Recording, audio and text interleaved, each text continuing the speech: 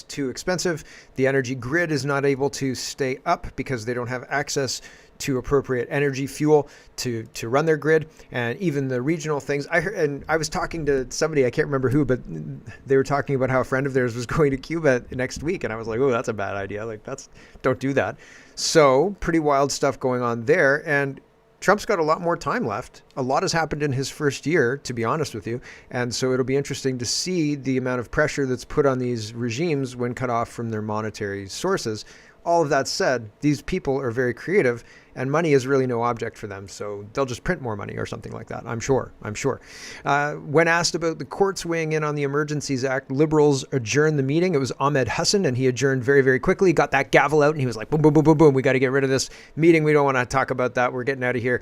And then I guess they were supposed to come back after 5 minutes, but I've got that video for you. Evan Solomon, does he understand what transparency means? And he doesn't, but there are people who are asking him in committees, and dodging and weaving, I think, is the descriptor of what Evan Solomon engages in. Less tap dancing, more dodging and weaving, but more of a boxer. $100 billion of aluminium in Saskatchewan. Yes. So, I mean, great. But people are saying, oh man, which First Nations band is gonna claim that land first? So be very interesting. Nicki Minaj and the Trump administration. Nicki Minaj is this big ambassador, and Besant is in a TikTok video thing with Nicki Minaj promoting some program that they're doing in the United States. I don't know which one it is, but man, if this is what you have to do to appeal to millennials, count me out. I'm not in for this, dog. This is not, it's weird. Everybody's saying, oh, it's so great. And it actually turns me off the Trump administration more than anything else they've done. Well, the Israel stuff really does bother me. But actively, and with policy moves and things like that, this attempt to appeal to the younger generation and like the Nicki Minaj generation, that's a miss for me, dog. I don't like it at all. And what was the other thing? EU censorship. EU censorship is just unbelievable. There is a committee in the United States that released information about what's going on in the EU and the rampant censorship, and they're interfering in elections and all sorts of crazy stuff. And so we're going to start with the censorship because the powers that be realized they couldn't get the censorship happening at a high up level. They couldn't do it at the EU level. They can't do it at the UN level or the WHO level. They can't censor the internet effectively, I guess. And so now they're trying to do it at the national level. So watch for Carney and Ford to come out with urgent need to censor the internet in Canada. I have no idea. Wait for it. So there's lots to get to. Let's get to it. First, censorship. Mario says, breaking, U.S. House Judiciary Committee confirms that the EU interfered in 8 European elections. Slovakia in 23, Netherlands 23 and 25, France 24, Romania 24, Moldova 24, Ireland 24 and 25.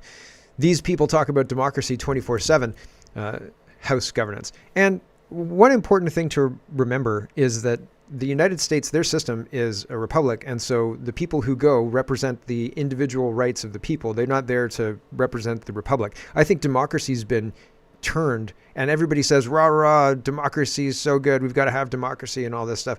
But it's just governance of the majority. And if the majority of people, whatever, so you've got to wear your mask, buddy, or you've got to get vaccinated, or you've got to do this, or you've got to do that. It's a tyranny of the majority, and that's not even good. So I appreciate the United States system where they have people who go in and their whole job is to stand up for individual rights within the scope of managing the broader republic.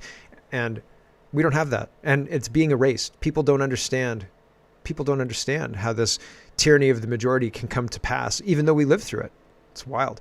Eva says, these files are bombshell. Thanks to the House Judiciary GOP, there's a House Judiciary Committee that's going over this. We now have proof that the EU has been actively censoring legal content that goes against their agenda, and that they interfered in at least 8 European elections, including the Dutch elections of 23 and 25, by meeting with social media platforms to pressure them to censor political speech in the days before the vote.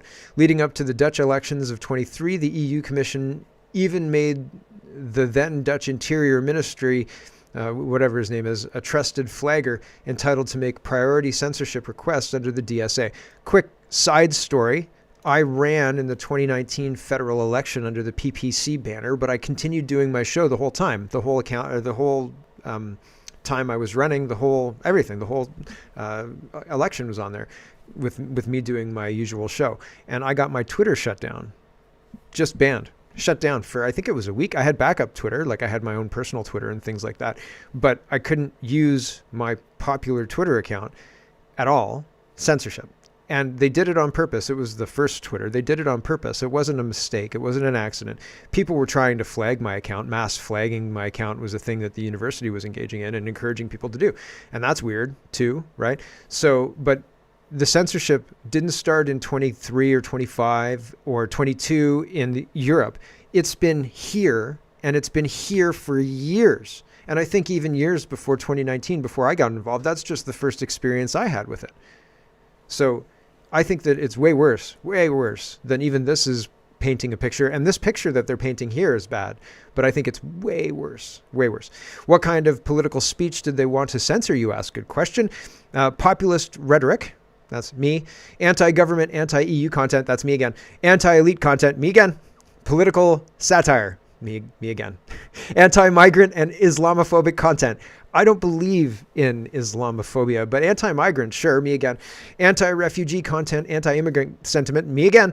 Anti-LGBTQI content, I don't even know what LGBTQI means, but me again. Meme subculture. Yep.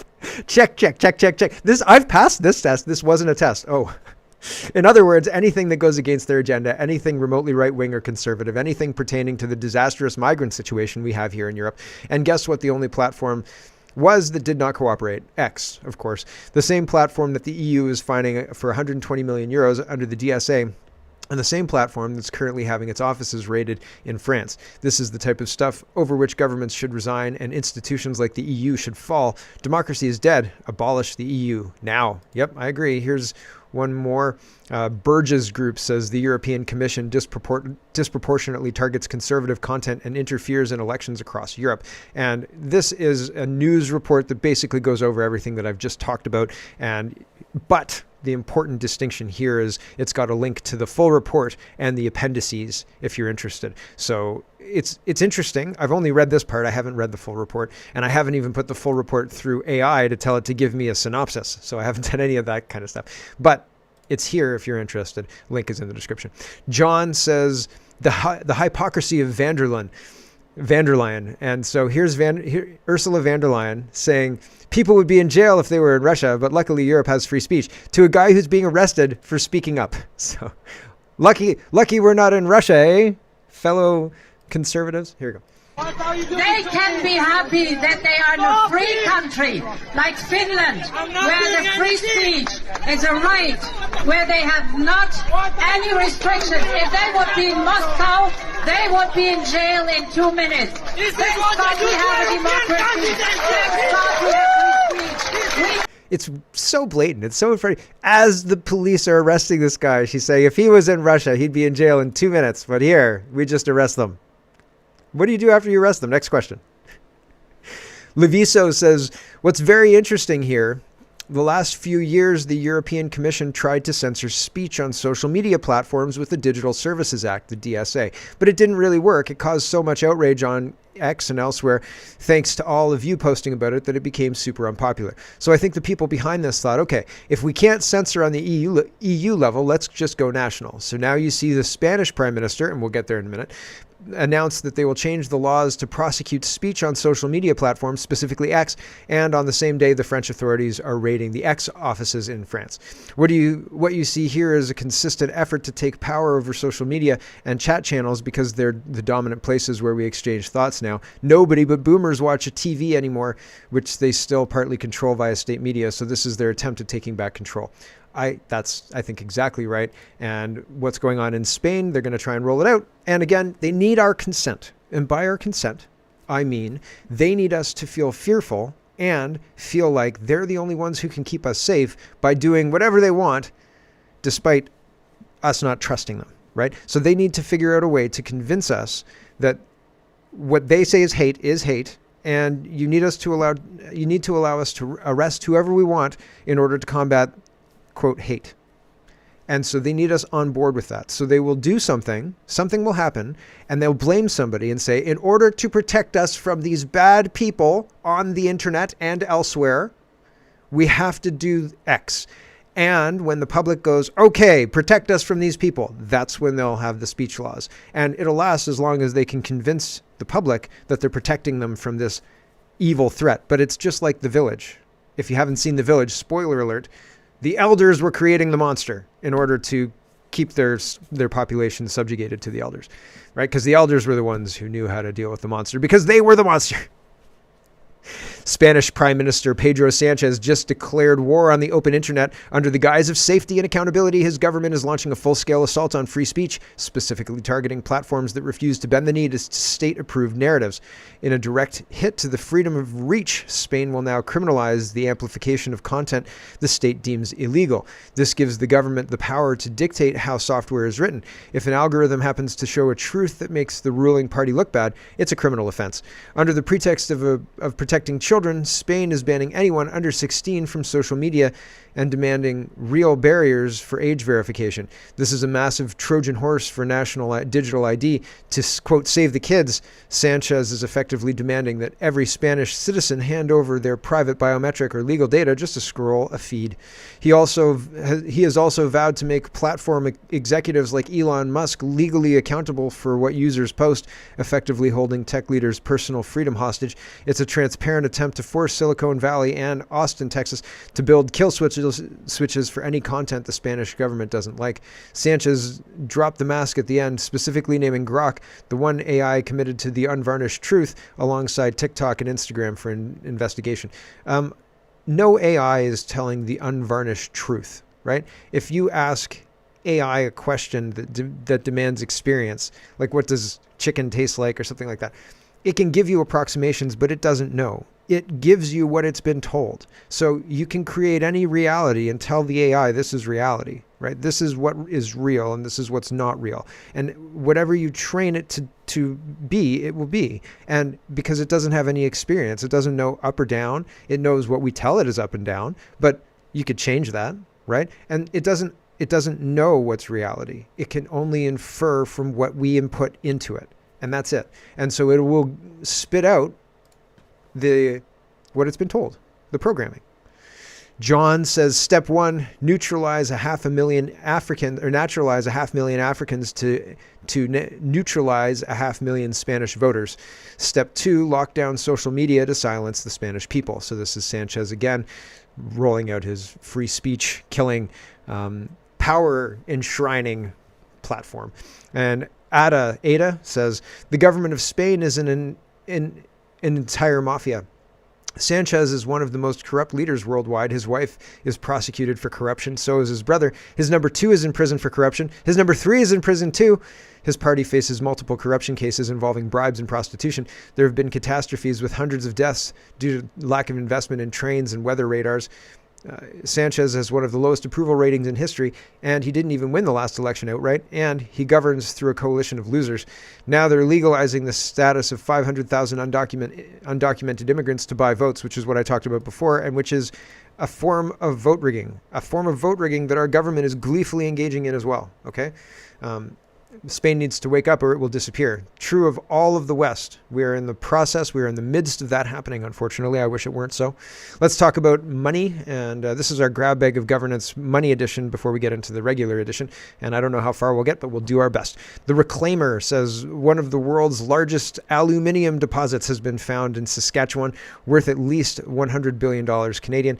Expect First Nations to announce that according to oral history, the aluminum is on sacred land and they need to be bought off. It's called extortion, all of it. It hasn't happened yet, man. It's cool. Right now, Saskatchewan's $100 billion richer. So let's be happy for Saskatchewan being $100 billion richer. Precious metals and aluminum, right? Everybody loves aluminum foil. So, and I'm sure there's other great things that can be done with aluminum other than the foil. Real Talk Politics says, Mark Carney, we've governed the country. This is real. And I wish it wasn't, but it is. We've governed the country for the past 10 years, and the reason that the GDP is stalled is the Conservatives. The reason for all the problems, it's Pierre Poilievre right over there. Mr. Speaker, one of the impacts, according to TD Bank, on food prices is the fall in the Canadian dollar caused by the obstructionism of the members opposite before this government came in place. What this government is giving Canadians is certainty, Mr. Speaker. 10 years. And they can't take any accountability at all. None. Mark Carney and Poilievre go back and forth about food insecurity. I'll let it play for a minute. It's not that compelling. Like, I've seen better exchanges when Poilievre was not the leader. Carney just claimed the industrial carbon tax has zero effect on food inflation. Poilievre embarrasses him. Here's a bit of the back and forth. Canadians deserve to have a full stomach, a full fridge, and a full bank account all at once. But the Prime Minister has said that he could be judged by the price at the grocery store. Since that time, food inflation has doubled, and grocery prices are rising faster in Canada than any other country in the G7. My theory is that his taxes, his carbon taxes on farm equipment, fertilizer, food processors, his new tax on diesel and gas is the cause. That's my theory. What's his? Hear, hear. The Right Honourable Prime Minister. Mr. Speaker, the impact of the industrial carbon tax on food prices is, as estimated by the Canadian Climate Institute, approximately zero.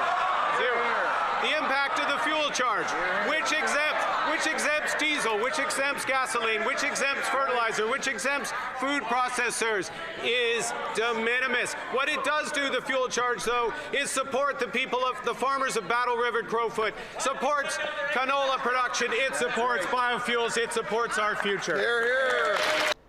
I don't think so. The Honourable Leader of the Opposition.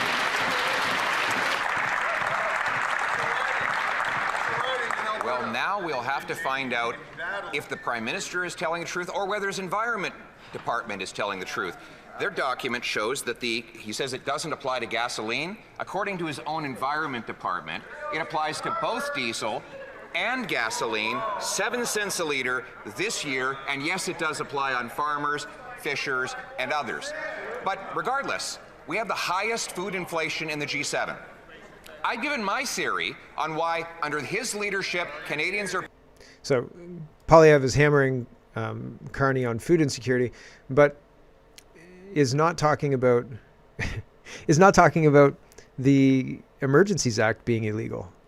Weird, right? Like, that's weird, right? I would figure that would be front and center, but nothing about it, as far as I've heard anyway. Nico's talking about this as well, and he's talking about the food insecurities as well. He says Pierre Poilievre's Conservative Party agreed to fast-track the Bill C-19, the Canada Groceries and Essentials Benefit Act. As per the Parliamentary Budget Officer, this will cost Canadians $12.4 billion. I've actually heard it's up to 18 now. I've heard it's more.